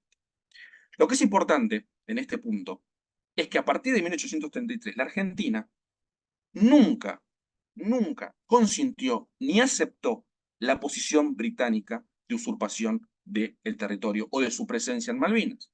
Ahí Juan explicaba cómo se habían planteado estas dos opciones, ¿no? De recuperarlas nuevamente por la fuerza o de aplicar o de apelar al derecho internacional. Bueno, la apelación al derecho internacional no solamente responde a el pensamiento del gabinete en su mayoría, sino también a la relación especial que había entre Argentina y el Reino Unido, ¿no? Explica también esto por qué la Argentina expulsa al cónsul estadounidense y no expulsa ni rompe relaciones con el Reino Unido cuando realiza un acto de fuerza incluso peor que el norteamericano con el de la Lexington. Pero entonces, desde el primer momento de la expulsión, Argentina protestó. Y el Reino Unido nunca se vino a negociar solamente por un periodo de 17 años y discutir la cuestión de la soberanía. Nunca hubo un consentimiento argentino a la ocupación británica. Y si la cuestión sigue abierta, tras más de 191 años, es por culpa del Reino Unido, que se abstuvo hasta de contestar nuestras protestas durante largos periodos de tiempo. Solamente aceptó negociar la soberanía en 1965, tras la resolución 2065 Romano 20, que vamos a hablar ahora brevemente. Entonces, esto es en apretada síntesis por qué las Malvinas son argentinas desde el punto de vista del derecho internacional. Pero veamos brevemente cuáles son los argumentos de ver lo que dice la contraparte, y en este caso también se suma ver las contradicciones británicas. Yo decía que cuando se crea la comandancia político y militar en 1829, el gobierno británico protesta por primera vez un acto oficial de soberanía de un Estado en las Islas Malvinas. Perdón, no sobre, sino en las Islas Malvinas. No había protestado frente a los innumerables actos soberanos de la Argentina desde 1810 hasta 1829. No protestó los actos españoles desde 1771 hasta 1810. Solamente se acordó en 1829 cuando la Argentina realiza esta creación de esta estructura administrativa para las islas. Protesta solamente cuando ve que el asentamiento argentino en la isla Soledad tiene perspectivas, crece y es útil desde el punto de vista estratégico. Es ahí cuando el almirantazgo en Londres se le prende una lamparita a alguien y dice, bueno, che, podemos tomar las islas por la fuerza, ya que el derecho no nos acompaña. De hecho, se le comunica en una de las notas al primer ministro británico, y él dice, cita textual, dice que ha estudiado, ¿no? Dice, he estudiado los documentos y no estoy seguro de que alguna vez hayamos tenido soberanía sobre la totalidad de estas islas. Esto es muy interesante, ¿no? Porque es la palabra de un primer ministro, no es de un funcionario menor, que hay también decenas de estos tipos de frases que ponen en duda y hasta incluso son muy duros con el accionar británico en su historia. ¿Pero qué dice la protesta de 1829? ¿Qué invoca como argumentos de soberanía? El primero que invoca es el descubrimiento, como ya les dije, que las implicancias para el derecho internacional no tienen ningún tipo de efecto desde el punto de vista de la adquisición de la soberanía territorial. Pero que a su vez este descubrimiento no fue británico, y los propios británicos hoy reconocen que no fueron ellos quienes descubrieron las islas. Ya el primer argumento es un argumento falaz. El segundo argumento es una supuesta toma de posesión en 1765. Por razones de tiempo no me voy a meter en los detalles, pero rápidamente en 1765 y 1766 los británicos se establecen un pequeño establecimiento militar en Puerto de la Cruzada, o lo que ellos llamaron Puerto Egmont. Cuando los españoles descubren este asentamiento, lo expulsan por la fuerza y todo concluye en un tratado para evitar la guerra entre ambas potencias, en el cual España hace una reserva de soberanía sobre la totalidad del archipiélago y el Reino Unido no hace ningún tipo de reserva y acepta esta posición española. Ese asentamiento británico del 65 duró solamente 3 años y luego se retiraron, una vez que se restablece, ¿no?, esta situación después de este tratado. Los británicos dicen que ese retiro fue sin intención de abandonar la soberanía. Pero nuevamente, cuando se retiran, España ya estaba en las islas, continuó estando en las islas, fue a verificar el establecimiento de los británicos para que se hubiesen ido y lo destruyeron, que lo que quedaba de ese establecimiento, lo destruyeron. Es decir, durante todo ese tiempo, más de 55 años, la presencia española y argentina en Malvinas fue exclusiva, fue ininterrumpida, fue efectiva, fue de buena fe, y no hubo ninguna protesta ni acto oficial británico, ni de reivindicación posterior de la soberanía. El Reino Unido en ese momento se abandona las islas. Y este abandono no es solamente un abandono físico, sino que es un abandono desde el punto de vista del derecho internacional como un elemento de pérdida de cualquier pretensión de soberanía. El abandono para el derecho internacional tiene dos elementos. Un elemento objetivo, que es retirarse efectivamente del territorio, que es lo que los británicos hacen en 1774, y la intención de abandonar ese territorio, que generalmente es lo más difícil de probar. Bueno, en este caso se puede probar fácilmente, con 55 años de silencio del Reino Unido frente a innumerables actos de soberanía de España y de la Argentina en situaciones en donde el Reino Unido debería haber protestado o debería haber actuado si tenía algún tipo de pretensión o de intención, al menos, de soberanía sobre el territorio. El tercer argumento británico, que ya no es el 1829, pero que se utiliza hoy, en la actualidad, y lo utiliza generalmente la población de las islas, es que están en Malvinas desde 1833 y que son ya 8, 9 o 10 generaciones de isleños en Malvinas. Esto tampoco es un argumento jurídico válido. Por eso mencionaba al principio la importancia de los argumentos que sean jurídicos. Lo que hay que analizar acá no es cuánto tiempo hace que están los isleños en Malvinas, sino el origen de ese establecimiento, de esa presencia, ese vicio de origen, que fue la expulsión de la población argentina y de sus autoridades, el control migratorio de Londres para evitar que cualquier argentino continental se establezca en Malvinas, adquiera tierras en Malvinas y demás, incluso tratar de borrar cualquier tipo de presencia argentina en Malvinas. Incluso uno puede ver los censos de aquella época en donde se va borrando la presencia argentina de a poco, ¿no? Primero nos mencionan como presidentes de Buenos Aires, después como Hispaniards, así como hispanos, y finalmente como sudamericanos. Es decir, los van borrando de a poco. Los obligan a jurar lealtad a la corona, etcétera, etcétera, etcétera. Por lo tanto, lo que importa acá no es hace cuánto están, sino que su presencia, ese vicio de origen, hace que su ocupación ilícita, su negativa a negociar por la Argentina, hace que esa presencia, esa posesión, desde 1833 hasta hoy, también sea ilícita. Otro argumento británico avanzado muchas veces es el de la...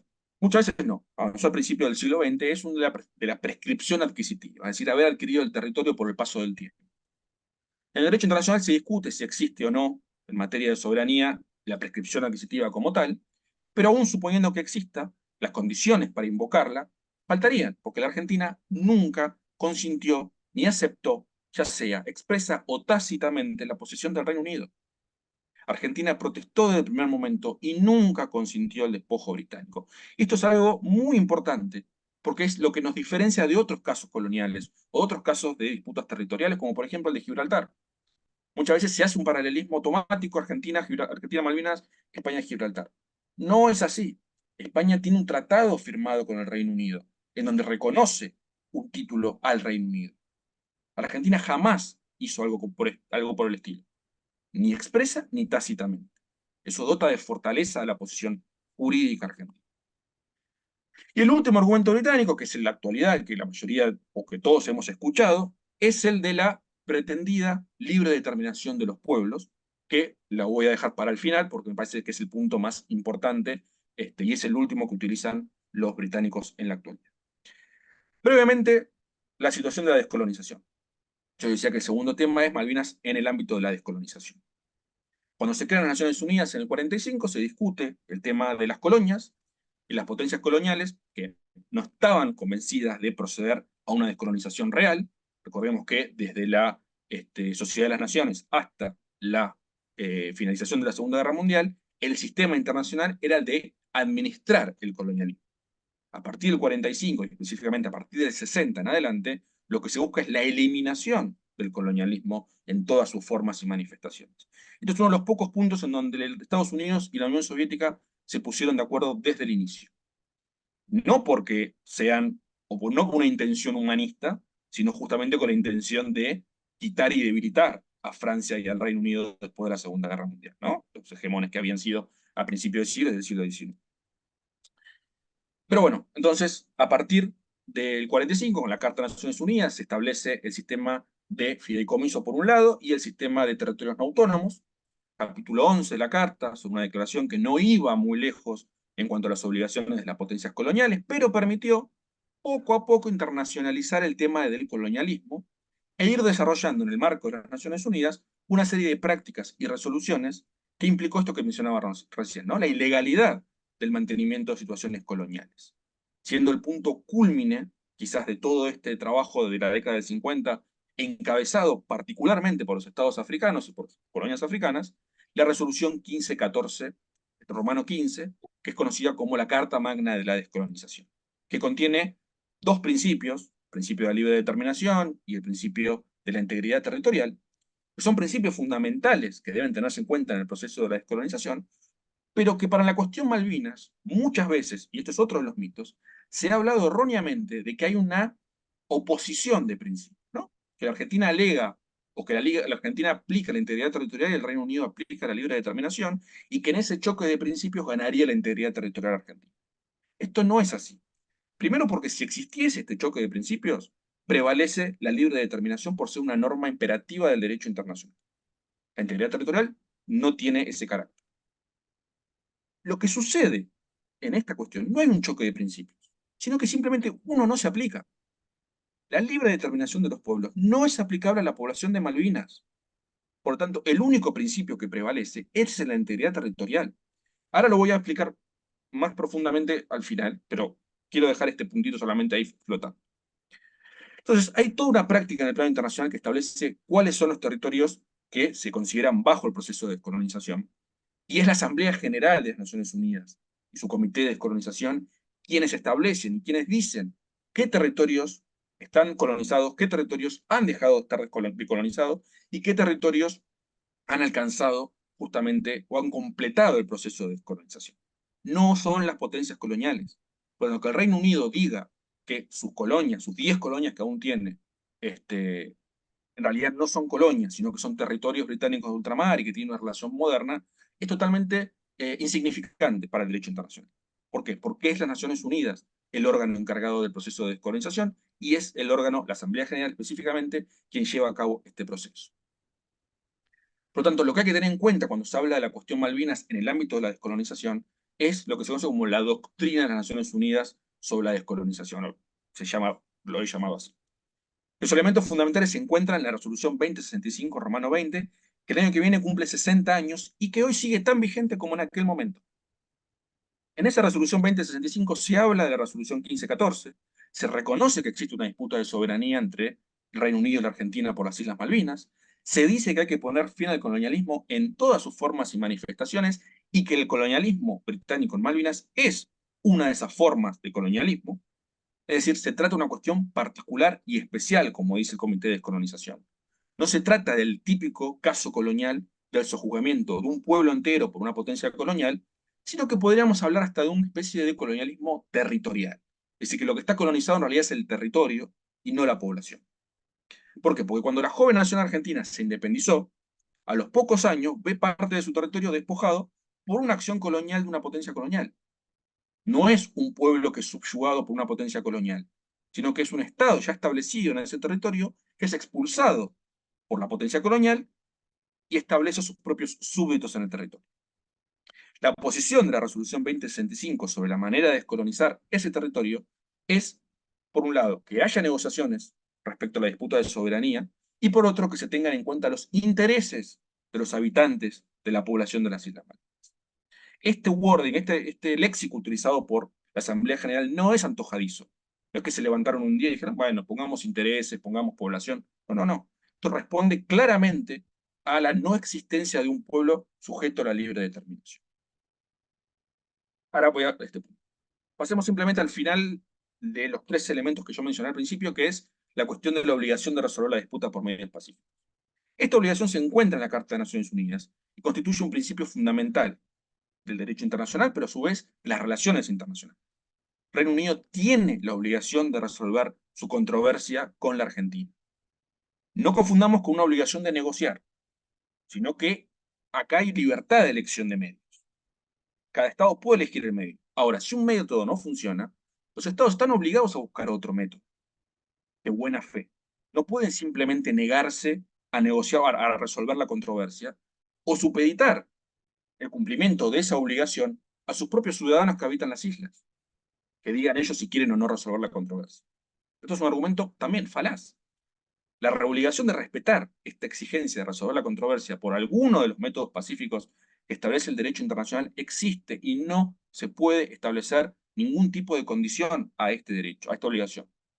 Por lo tanto, mientras el Reino Unido siga negándose a resolver la controversia, está violando sus obligaciones internacionales, está violando el derecho internacional y la posición jurídica argentina también goza de una protección en base justamente a este accionar británico.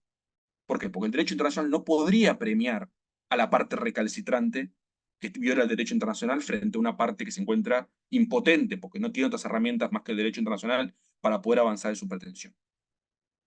En esto concuerdo completamente con lo que dijo Lourdes. Muchas veces se necesita a su vez, digamos, la fuerza, por así decirlo, los fierros, como le gusta decir a Juan Bataleme, para acompañar esa posición, para apuntalar esa posición.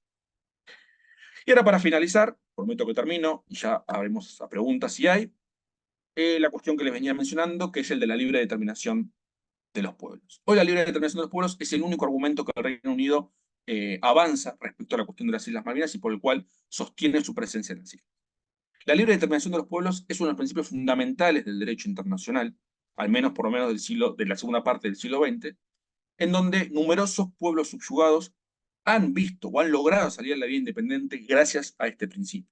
La Argentina es un fiel defensor de este principio en aquellas situaciones, o en casi todas las situaciones, en donde este principio es aplicable. Ahora bien, para el derecho internacional, no toda comunidad humana establecida en un territorio determinado es lo mismo.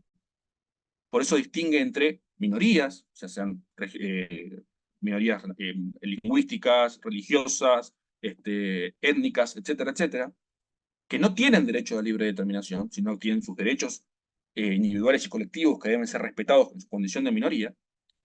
Los pueblos originarios, pueblos indígenas, que tienen derecho de libre determinación, pero solamente en su faz interna, es decir, tienen un derecho a poder desarrollarse libremente de manera, perdón, sus objetivos sociales, culturales, económicos, políticos, de poder participar en la vida política del Estado, pero dentro del Estado en el que habitan, en el que se encuentran. Y por último, los pueblos. Pueblos en el sentido jurídico del término, no en el sentido sociológico, étnico o lingüístico del término pueblo, sino en el sentido jurídico. ¿Y qué es un pueblo en el sentido jurídico? Bueno, no hay una definición. El derecho internacional no es muy amigo de dar definiciones taxativas, por lo tanto, pero la práctica del derecho internacional podemos establecer que es un pueblo. Y pueblo, en el sentido del punto de vista jurídico, tiene una concepción eminentemente territorialista en el derecho internacional. Es decir, no es el pueblo el que define el territorio, sino que va a ser la condición del territorio el que va a definir la existencia o no de un pueblo. Por eso el territorio de Hong Kong, por eso el territorio de Macao son chinos, porque la población que se encuentra en esos territorios es china. En el caso de Malvinas, no podemos hablar de la presencia de un pueblo porque el territorio está disputado, está controvertido. Como dijo la jueza británica Rosalind Higgins, jueza y presidenta de la Corte Internacional de Justicia, para saber si la población de Malvinas tiene derecho a libre determinación, ese territorio primero tiene que ser británico. Por lo tanto, primero hay que resolver la disputa de soberanía para ver si hay o no derecho a libre determinación para los isleños. Pero esto desde el punto de vista de Rosalind Higgins. Ahora bien, los isleños no son un pueblo como sujeto de derecho internacional, porque en el ámbito de la descolonización, el reconocimiento por parte de los órganos encargados del proceso de descolonización tiene un carácter constitutivo, es decir, es fundamental el reconocimiento, en este caso de la Asamblea General, de la existencia de un pueblo en un territorio para que tal pueblo exista o no.